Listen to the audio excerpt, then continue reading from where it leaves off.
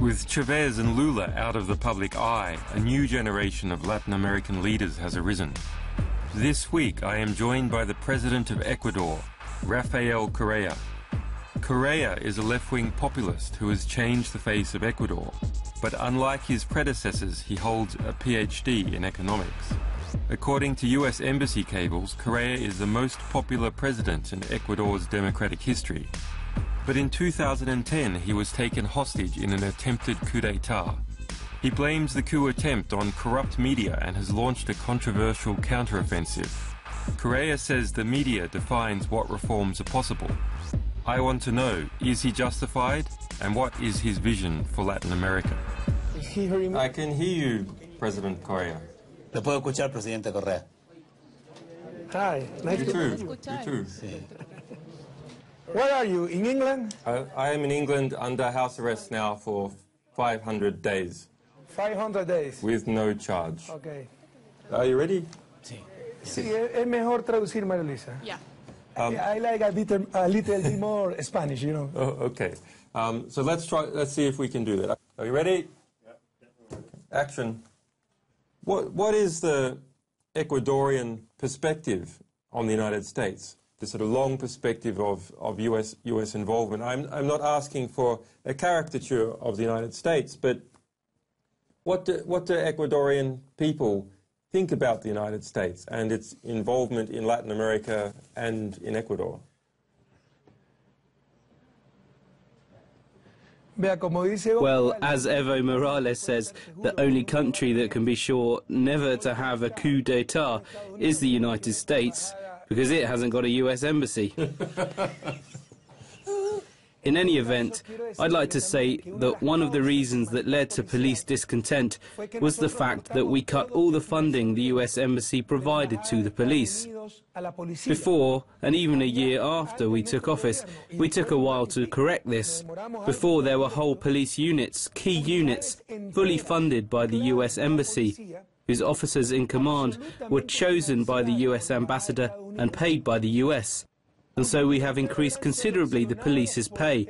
However, as their salaries were coming from somewhere else, they didn't even notice. We did away with all that. But there are some who still long for those times, which will never come back. Relating to the US, ours has always been a relationship based on affection and friendship. But in the framework of mutual respect and sovereignty, I lived in the US for 4 years, have 2 academic degrees from there. I love and admire the American people a great deal. Believe me, the last thing I'd be is anti-American. However, I will always call a spade a spade. And if there are international US policies that are detrimental to our country, or even to that of Latin America, I will denounce them strongly. And I will never ever allow my country's sovereignty to be affected by them. Your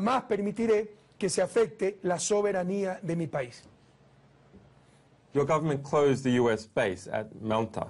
Can you tell me why you decided to close this base? But would you accept having a foreign base set up in your country, Julian? In any case, if the matter is as simple as I once said, okay, it's not a problem to set up a US base in Ecuador. We can give the go-ahead as long as we are granted permission to set up an Ecuadorian military base in Miami. If it's not an issue, they should agree. Are you having a lot of fun with the interview, Julian? I'm glad to hear that.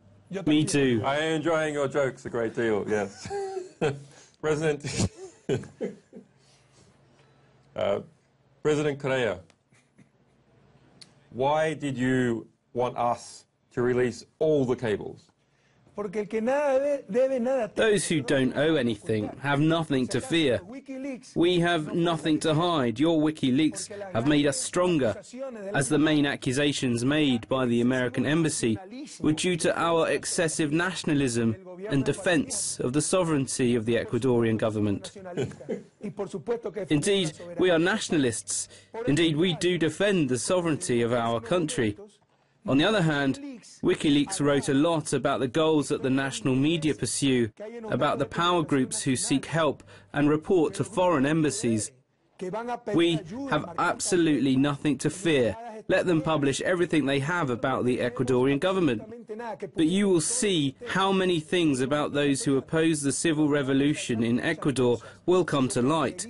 Things to do with opportunism, betrayal and being self-serving.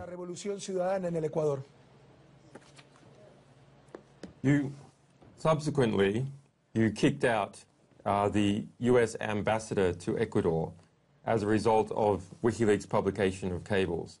Why did you kick her out? It seems to me it would be easier to go, well, I have these cables from this ambassador, I know now how she thinks. Isn't it better to keep the devil you know? She was told this, but filled with arrogance, she said she had nothing to say. She was a woman totally against our government, a woman of extreme right-wing views, who still lived in the Cold War of the 1960s. And what broke the camel's back, the last straw, was WikiLeaks, where she wrote that her own Ecuadorian contacts told her that the chief of the national police was corrupt, and that surely I had given him that post knowing he was corrupt, so that I could control him. The lady ambassador was called and asked to give an explanation, but with all her loftiness, insolence, grandeur, imperial airs she puts on, she said she had nothing to account for. And as we here respect our country, we threw her out. I'd like to say that some months ago, after almost a year of inquiry, Commander Hurtado, falsely accused in that WikiLeaks cable by the ambassador, was found not guilty of all charges. This shows once again how ill-intentioned US officials, due to their ill will towards progressive governments that are seeking change, report on anything groundless, based purely on rumours and gossip provided by their contacts, who are usually people in opposition to our government.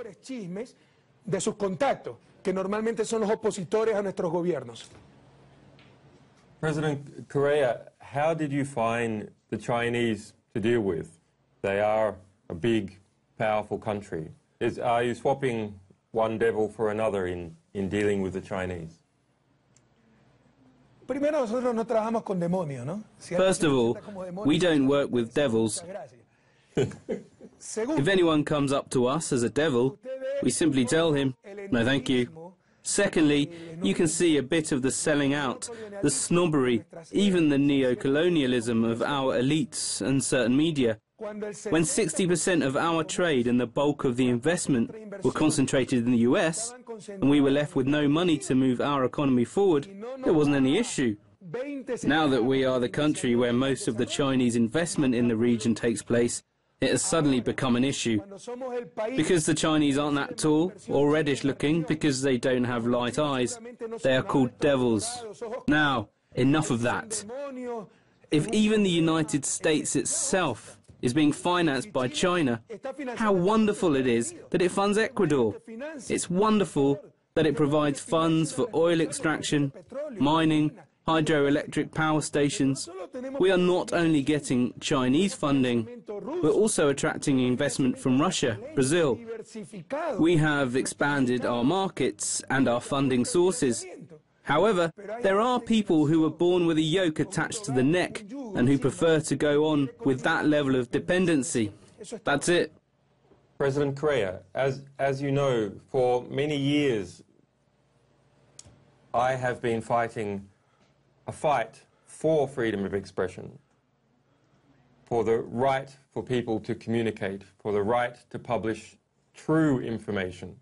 How is it that your reforms will not lead to the suppression of true information? Bueno, usted es una muy buena muestra, Julian, de cómo es la prensa. Well, Julian, you are a good example of what the press is like, as well as these associations like the Inter-American Press Association, which is simply an association of newspapers in Latin America. Many books have been written about your WikiLeaks in Latin America, the last one by two Argentinian authors featuring a country-by-country analysis. And in the case of Ecuador, it shows how, in a shameless way, the media did not publish those cables or news which affected them. For instance, disputes amongst information and news groups. In the end, to avoid being discredited, they reach an agreement not to air their dirty linen in public. I will read you one of the WikiLeaks documents the Ecuadorian press never published. The fact that the press feels free to criticize the government and yet it is unable to do so with a fugitive banker and his family businesses speaks volumes about where power resides in Ecuador. These are the messages made public by WikiLeaks, yet unpublished by the Ecuadorian press. This is just for you to see what we face in Ecuador and Latin America. We believe, my dear Julian, that the only things that should be protected against information sharing and freedom of speech are those set in the international treaties, in the Inter-American Convention on Human Rights, the honor and the reputation of people, and the safety of people and the state. The rest, the more people find out about it, the better. You have voiced your fear, recurrent in journalists of good faith, but these are stereotypical fears that the state may restrict freedom of speech. This is hardly ever seen in Latin America. These are just myths. Please, bear in mind that here the media power was, and it probably is, greater than the political power. In fact, it usually has self-serving political, economic, social power, and above all, informative power.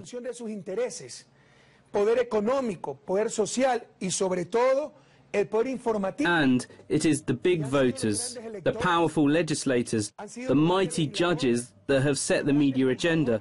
This way, they have subdued governments, presidents and courts. Let's stop portraying this image of poor and courageous journalists, saint-like media trying to tell the truth, and tyrants, autocrats and dictators trying to hinder that. It isn't true.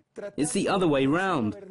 The governments, trying to do something for the majority of the people, are persecuted by journalists who think that by having a pen and a microphone, they can direct even their resentment against you. They often insult and slander out of sheer dislike. These are mass media serving someone's private interests. Please, let the world know about what happens in Latin America. When I took office, there were 7 national TV channels. There wasn't state-owned television. They were all private, and 5 of them belonged to bankers. As you can imagine, if I wanted to take measures against banking in order to prevent, for instance, the crisis and the abuses which are now taking place in Europe, especially in Spain, I had to face a merciless TV campaign aimed at defending their owners' interests, the owners of these TV networks, who were the bankers. Let's not fool ourselves. Let's get rid of these false stereotypes depicting wicked governments persecuting saint-like and courageous journalists and news outlets. Often, Julian, it's the other way around. De gobiernos malvados persiguiendo angelicales y valientes periodistas y medios de comunicación.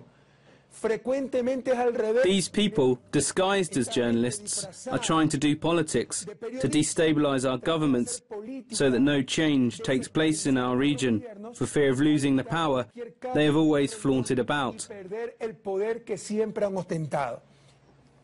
President Correa, I agree with your market description of the media.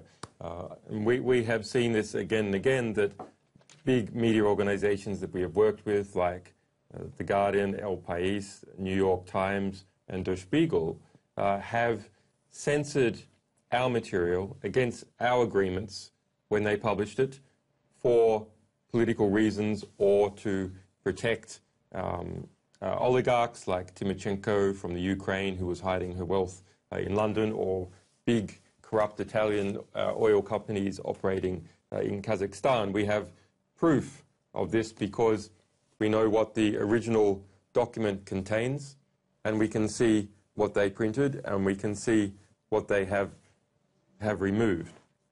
But it seems to me that the correct approach to deal with monopolies and duopolies and cartels in a market is to break them up or to make it so it is very easy for new publishers to enter into the market. Shouldn't you create a system that protects the ease of entry into the publishing market so that small publishers and individuals are protected and have no regulation, and that these bigger publishers are broken up or are regulated? That is what we are trying to do, Julian. For over 2 years, we've had this debate about a new communications law aimed at segmenting the radio and television industry. We only want a third of all radio and television broadcasters to be private and profit-making. Another third should be non-profit and belong to the community, and the remaining third should be state-owned, not run just by central government, but also by local authorities, municipalities and parochial bodies. The process has taken 2 years, and all this despite the fact that this order is part of the Constitution, approved by voting in 2008, despite the fact that the order was upheld by the Ecuadorian people during last year's referendum.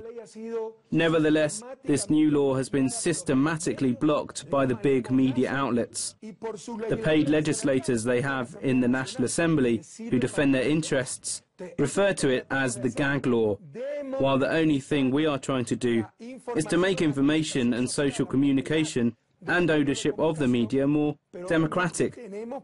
But clearly, we face bitter opposition on the part of the media owners and their lobbyists in the Ecuadorian political arena.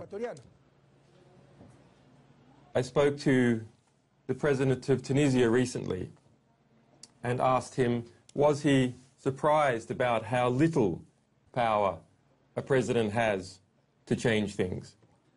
Have you found that? Mire, se ha querido satanizar hasta los liderazgos, porque una de las grandes crisis. Look, they have tried to demonize even the concept of political leadership.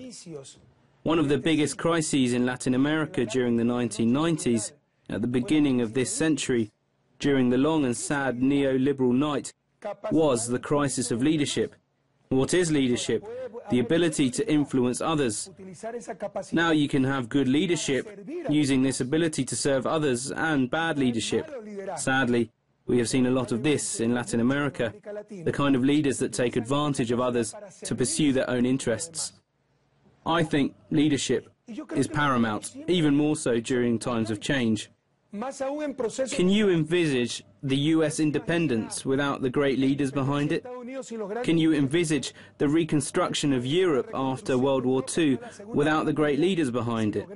But in order to oppose these new changes, brought about by strong and good leaders, they now denounce leadership as tyranny, populism and evil. President Correa, and this kind of leadership is all the more important, Julian. Please let me finish the idea. When we are not managing a system. In Latin America, and in Ecuador in particular, we are not managing a system but changing it, because the one we had for centuries was a total failure. Because of it, we have turned into a region with the biggest inequality in the world, a region riddled with poverty and misery, yet having all it takes to be the most prosperous in the universe. It isn't like in the US. What's the difference between a Republican and a Democrat? I believe there is a far greater difference between what I think in the morning and what I think in the afternoon than between those two parties. And it's only because they are just managing a system.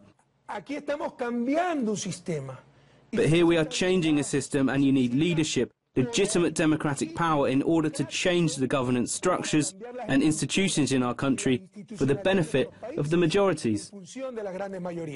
It seems to me that President Obama is unable to control these vast forces that are around him. Isn't this true for all leadership? And how is it that you have been able to change so much in Ecuador? Is it a sign of the times? Is it your personal leadership? Is it your party? What is the force that is permitting you to do something that Barack Obama is not able to do? I will first address your last question. The compromise, the consensus, is something desirable, but it's not an end in itself. To me, it would be dead easy to agree to this compromise, to this consensus, giving up, giving in, and it would make a lot of people happy, but it wouldn't change anything at all. It would please, above all, the powers that be in this country, but everything will remain the same. Sometimes it is impossible to reach a consensus. Sometimes it is essential to deal with things. Corruption, we have to deal with it. Abuse of power, we have to tackle it. Lying, we have to tackle it. Social vices such as these, so damaging to our society, we cannot allow. What has been achieved in Ecuador isn't down to me. It would be wrong to think like that. It's people who change, it's countries that change, not just because of their leader. The leader might be the coordinator of this change, but by and large it's happening because of the will and determination of the nation. What led us to power was the outrage of all the Ecuadorian people. I think that this is exactly what the US people need for President Obama to make real changes in that country.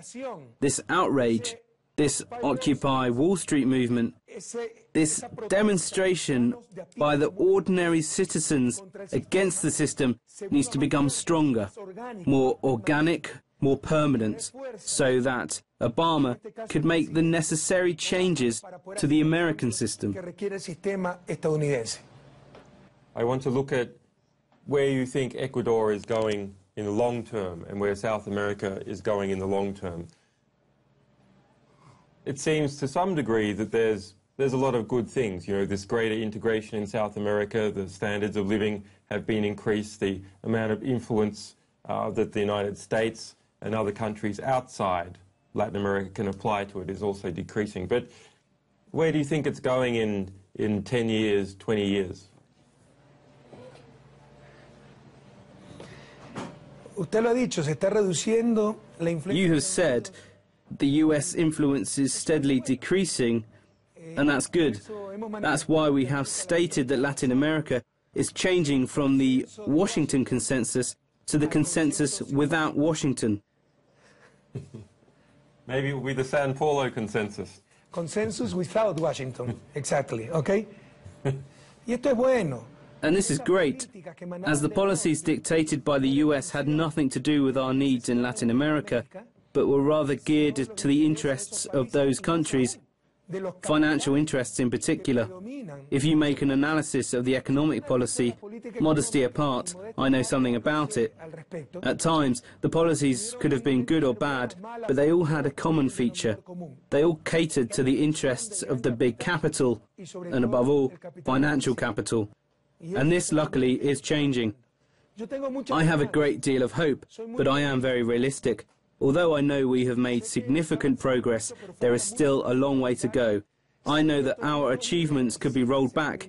I know that if we get the same people we used to have ruling our countries, everything could go back to what it used to be. But we are optimistic. We believe Latin America is changing, and if we keep on going down that path of change, the change will gain momentum. It's not just a time of change, we are witnessing a change of epochs in Latin American history. We have to go on with these sovereign policies to introduce economic policies where society rules the market and not the other way around. When society and life and people turn into merchandise, to continue to pursue justice and social equality, overcoming the many injustices of previous centuries, respecting our indigenous peoples and Afro-descendants and other minority groups. If we remain committed to all this, Latin America will have a great future. And it is the region of the future. We have everything it takes to be the most prosperous region in the future. If we haven't achieved it yet, that's because of bad leaders, bad policies, and bad governments. And this is what is changing in our America.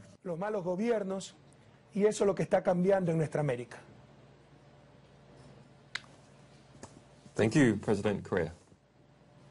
It's been a pleasure to meet you, Julian, at least in this way. And cheer up. Welcome to the club of the persecuted. Thank you. Take care. Don't get assassinated. Thank you. That's something we have to avoid every day.